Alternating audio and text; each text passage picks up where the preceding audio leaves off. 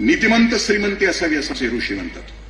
म्हणजे घरात येणारा पैसा कसा असावा? तृप्त असावा, कुणाच्या मुंड्यावर गळून येणारा नसावा, कुणाच्या पापाचा नसावा, भ्रष्टाचाराचा नसावा, नीतिमंत श्रीमंती असावी. गंमत अशी आहे की पापाच्या पैशामध्ये लोक सुखाची अपेक्षा करतात आणि पापाच्या पैशामध्ये घर बांधतात आणि वास्तुशास्त्राच्या आधारे बांधतात.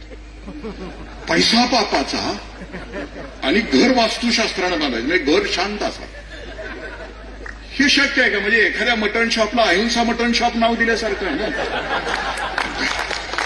पापाच्या पैशाच्या घरामध्ये वास्तुशास्त्र म्हणजे असतं काय की ईशान्येला ईश्वर असावा, देवघर ईश्वर ईशान्येला असावा. देव जरी ईशान्येला असला तरी पोपल्याशिवाय राहणार आहे का? पापाच्या पैशाच्या घरामध्ये आग्नेयाला जर अग्नी असेल तर घरात आग लावल्याशिवाय राहणार आहे का? पापाच्या पैशाच्या घरामध्ये वास्तुशास्त्रानुसार वायव्याला वायू असेल तर तो घरातली वादळं थांबवणार आहे का? नाही ना. म्हणजे श्रीमंती माझ्या ऋषींनी कधीच नाकारलेली. घरात येणारा पैसा तृप्त असला पाहिजे.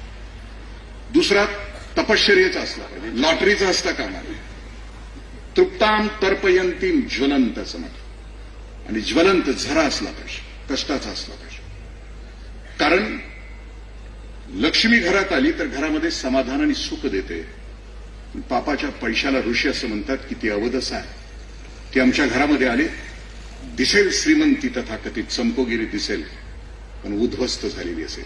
सिंहासनं असतील पण ती वाळवीनं खाल्लेली असतील असं ऋषी म्हणतात.